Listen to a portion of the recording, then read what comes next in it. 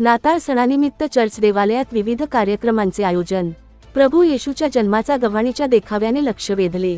नाशिकच्या मनमाड शहरातील संत बार्नबा चर्च देवालयात नाताळ सण उत्साहात साजरा करण्यात आला। विविध चर्च देवालयात मध्यरात्रीपासून धार्मिक कार्यक्रमाला सुरुवात करण्यात आली होती। नाताळ सणानिमित्त विविध चर्च देवालयात आकर्षक सजावट व विद्युत रोषणाई करण्यात आली होती। संत बार्नबा चर्च देवालयात मध्ये करण्यात आलेल्या येशू जन्माचा गव्हाणीच्या देखाव्याने लक्ष वेधले व शहरातील चर्चमध्ये ख्रिस्त जन्मोत्सव साजरा करण्यात आले।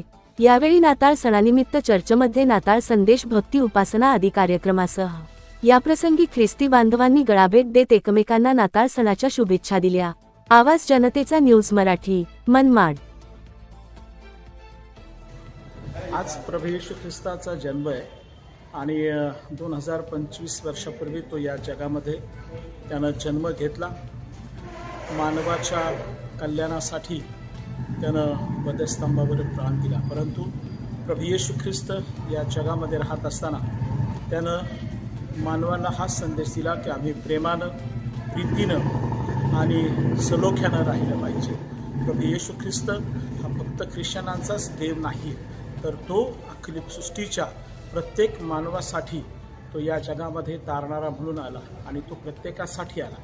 म्हणून या जगामध्ये राहत असताना आम्ही प्रत्येकानं प्रभू येशू ख्रिस्ताच्या शिकवणीप्रमाणे आपलं जीवन व्यतीत करावं। आपलं प्रेमानं, प्रीतीनं आम्ही एकमेकांशी राहावं, एकमेकांना क्षमा करावी, दीन दुबळे, गोर, गरीब, अनाथ यांची काळजी घ्यावी आणि सलोख्यानं आपलं जीवन जगावं। हीच प्रभू येशू ख्रिस्ताची शिकवण आहे। आज संपूर्ण जगामध्ये प्रभू येशू ख्रिस्ताचा जन्म उत्सव साजरा करण्यात येत आहे आणि खरोखर जर त्यांचा हा जन्मोत्सव आम्हाला जर साजरा करायचा असेल तर त्याची शिकवण आम्ही अंगीकारली पाहिजे, त्याप्रमाणे आम्ही चाललो पाहिजे आणि त्याचप्रमाणे आम्ही प्रभू येशू ख्रिस्ताला आपला तारणारा आणि उद्धारकर्ता म्हणून आपल्या अंतःकरणामध्ये स्वीकारलं पाहिजे। या प्रभू येशू ख्रिस्ताच्या जन्मोत्सवाच्या सर्वांना हार्दिक शुभेच्छा। देवबाप तुम्हाला आशीर्वादित करो। थँक्यू।